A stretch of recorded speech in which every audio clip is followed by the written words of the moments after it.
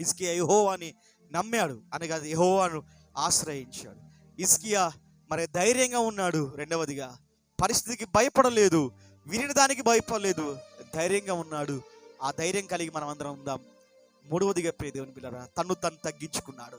రెండవ దినవృత్తాంతములు 7:14 నా పేరు పెట్టబడిన నా జనులు తమను తాము తగ్గించుకొని ప్రార్థిస్తే వారి ప్రార్థన ఆలకించి వారి దేశమును స్వస్థపరుస్తాను. వారి దేశమును స్వస్థపరుస్తాను. ఎప్పుడు తెలుసా? తగ్గించుకొని ప్రార్థిస్తే. నీ ప్రార్థనకు దేశానికి లింకు పెట్టాడు దేవుడు. అసలు నువ్వేంది, నీ స్థితి ఏంది? నువ్వు తగ్గించుకొని ప్రార్థిస్తే, నువ్వు గోనె పట్ట కట్టుకుంటే, నిన్ను నువ్వు ఉపేక్షించుకుంటే, నీ మీద ధూళి పోసుకొని నువ్వు ప్రార్థన చేస్తే, నిన్ను నీవు దేవుని దృష్టిలో కంపెనీ తక్కువ చేసుకుంటే, నువ్వు ప్రార్థిస్తే దేశం అంతటా, భారతదేశంలో ఉన్న 135 కోట్ల మంది ప్రజలు బ్రతుకుతారు, జీవిస్తారు. అట్టి కృప దేవుడు మనందరికీ దయచేయును గాక. ఈ 3 లక్షణాలు కలిగిన క్రైస్తవులంగా, దేవుని బిడ్డలంగా మనం అందరం ముందుము గాక.